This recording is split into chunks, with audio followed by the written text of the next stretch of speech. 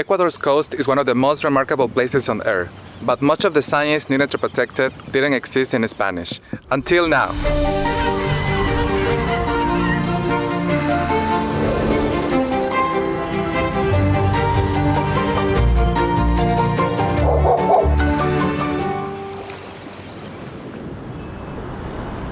I fell in love with nature in the ocean, exploring the outdoors with my family as a kid. But I also saw damaged ecosystems, polluted waters, and communities with almost no access to ocean and climate education. I became a biologist to be part of the solution. While working in the field, I kept noticing the same gap. Most of the research and resources were in English.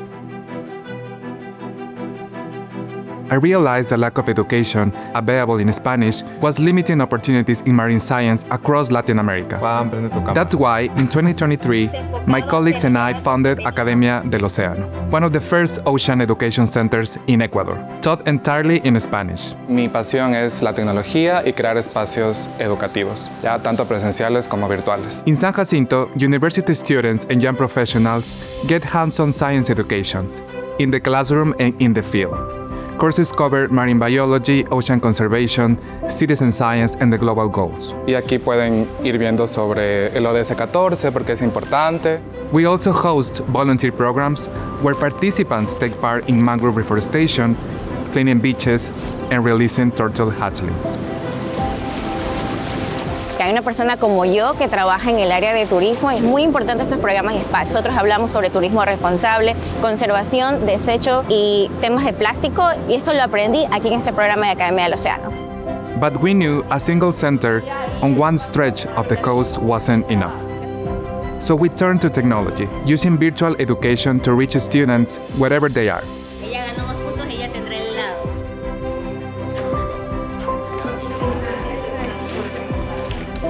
We use AI to support our curriculum, scale our efforts, and create multimedia resources that make learning more engaging. It helps us break down complex scientific language into clear, accessible content. Esto no termina aquí. Tenemos más playas, infinidades de basura que recolectar, infinidades de personas a quien llegar para que nos puedan colaborar con eso.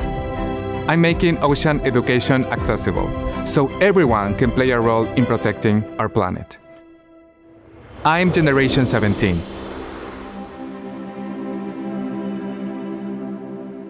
Join us.